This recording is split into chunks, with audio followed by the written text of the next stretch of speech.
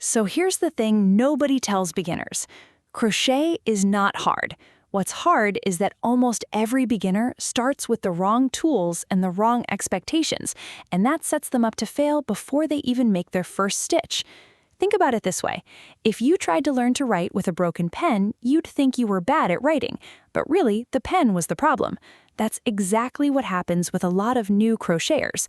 They grab whatever cheap yarn and hook set they find at the store, usually a small hook with slippery yarn that splits every time you pull through it, and they spend hours fighting the materials instead of learning the actual skill.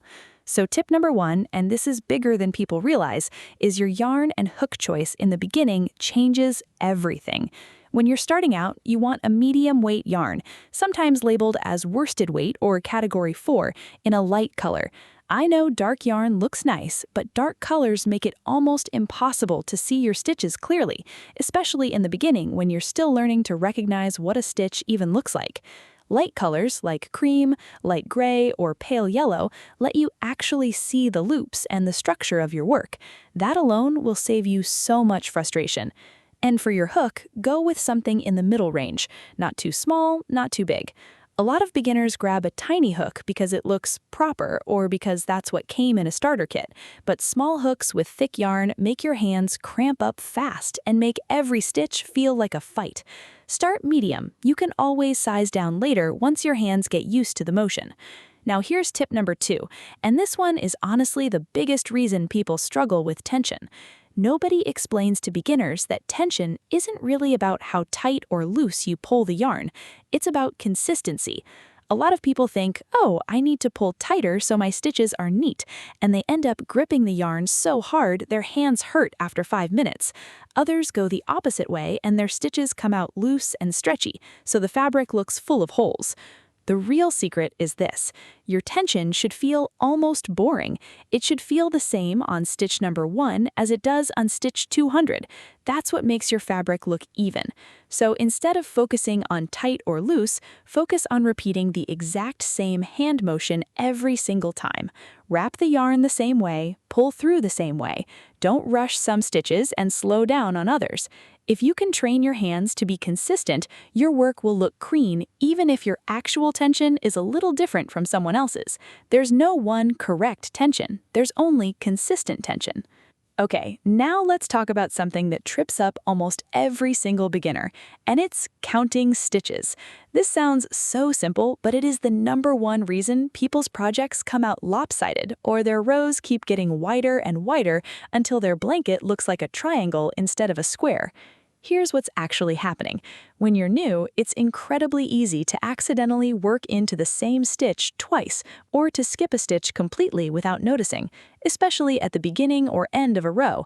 And because you're not yet familiar with what your stitches look like, you don't catch the mistake until 5 or 6 rows later, when suddenly your project is way wider than it should be.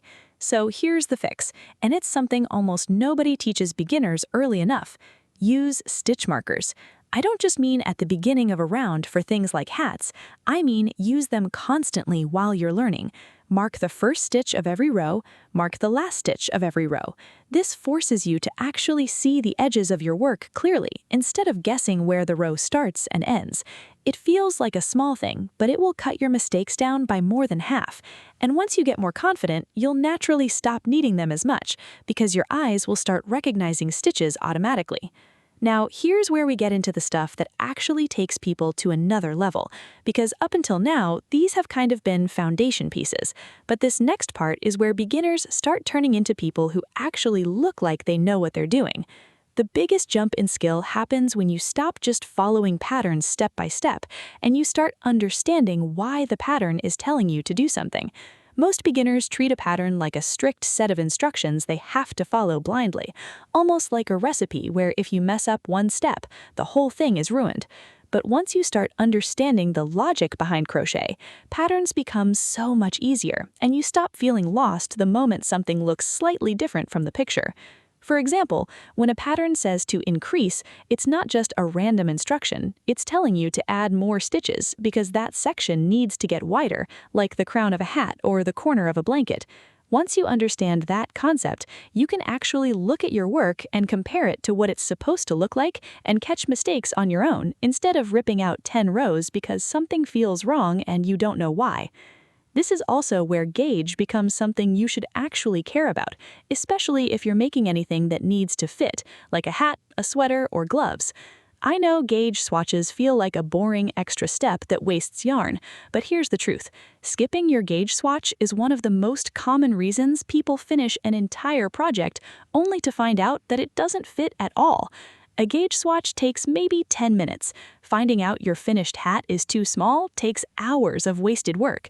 So take the 10 minutes. It will save you from so much disappointment later. Now let's get into the part that really separates people who plateau from people who keep improving. And this is honestly the climax of everything I've talked about today. It's learning to read your own work. Here's what I mean. When something looks off in your project, most beginners either ignore it and hope it fixes itself, or they panic and rip out way more than they need to. But once you learn to actually read your stitches, you can look at a row and immediately tell if you missed a stitch, added an extra one, or worked into the wrong loop. You'll start noticing little clues, like your rows suddenly getting wider, or a weird gap forming, or your edges curling in an unexpected direction. This skill doesn't come from watching more videos. It comes from slowing down while you work and actually looking at what your hands are doing, instead of going on autopilot. Every few rows, stop and really study your stitches. Compare them to earlier rows. Ask yourself if it looks consistent. This habit alone is what turns beginners into people who can problem solve on their own, instead of people who get stuck the second something looks different from a tutorial. And here's something most people don't expect. Once you build this skill, you'll actually start enjoying crochet way more because you stop feeling anxious every time something looks slightly off. You'll know how to fix it yourself without needing to search online for an answer every 5 minutes. So, let's bring this all together. If you want to actually improve fast in 2026 and skip the frustrating stage most beginners get stuck in for months, focus on these things. Choose the right yarn and hook so you're not fighting your materials. Build consistent tension instead of chasing tight or loose. Use stitch markers early to stop silent mistakes before they pile up. Learn the reasoning behind your patterns instead of blindly following steps.